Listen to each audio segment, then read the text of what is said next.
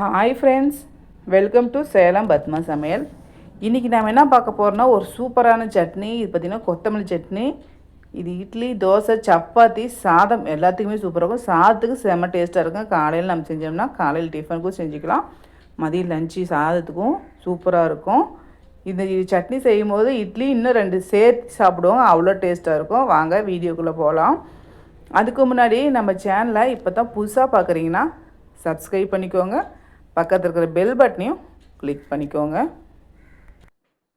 இப்போ பாருங்கள், பேன் வச்சுருக்கேன். இதெல்லாம் நான் 1 டேபிள் ஸ்பூன் அளவுக்கு எண்ணெய் ஊற்றிக்கிறேன். உளுத்தம்பருப்பு 1 டேபிள் ஸ்பூன், கடலைப்பருப்பு 1 டேபிள் ஸ்பூன், 2 காஞ்ச மிளகாய், 2 பச்சை மிளகாய் வச்சுருக்கேன். ஃபஸ்ட்டு இதை நம்ம ரோஸ்ட் பண்ணிக்கலாம். இப்போ பாருங்கள், இது வறுபட்டுருச்சு. இப்போ இது நான் மீடியம் சைஸ் பெரிய வெங்காயம் 2 கட் பண்ணி வச்சுருக்கேன், அதை சேர்த்துட்றேன். இது கூட ஒரு 5 பல்லு பூண்டு, ஒரு சின்ன துண்டு இஞ்சி. இது கொஞ்சம் நல்லா வதங்கட்டும். நான் 1 ஸ்பூனு எண்ணெய் மறுபடியும் கொஞ்சம் ஊற்றுறேன். வெங்காயம் கொஞ்சம் வதங்கணும். இப்போ வெங்காயம் பாருங்கள் கண்ணாடி பழம் வந்துருச்சு. இப்போ நான் 3 தக்காளி கட் பண்ணி வச்சுருக்கேன் ரஃபாவே, அதை சேர்த்துட்றேன். இப்போ தக்காளி வதங்கட்டும். நான் கொஞ்சமாக உப்பு சேர்க்குறேன். தக்காளி கொஞ்சம் நல்லா சீக்கிரம் வதங்கிடும். இப்போ தக்காளி பாருங்கள் நல்லா வதங்கிடுச்சு. இப்போ 1/4 மூடி தேங்காய் வந்து திருவி வச்சுருக்கேன், அதை சேர்த்துக்கலாம்.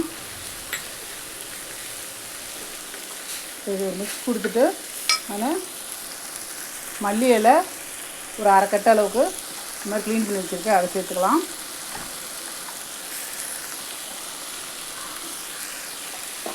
இதை சேர்த்துட்டு நல்லா கலந்துக்கலாம்.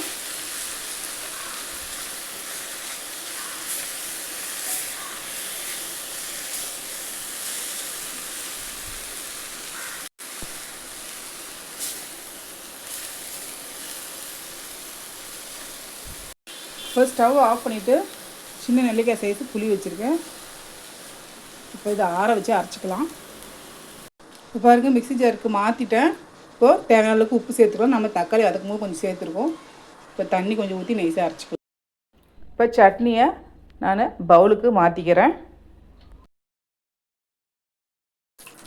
இதெல்லாம் கடுகு, உளுந்து, கருவேப்பிலை தாளித்து கொட்டிடலாம். அதுதான் சூப்பராக நம்ம மல்லி இலை சட்னி ரெடிங்க.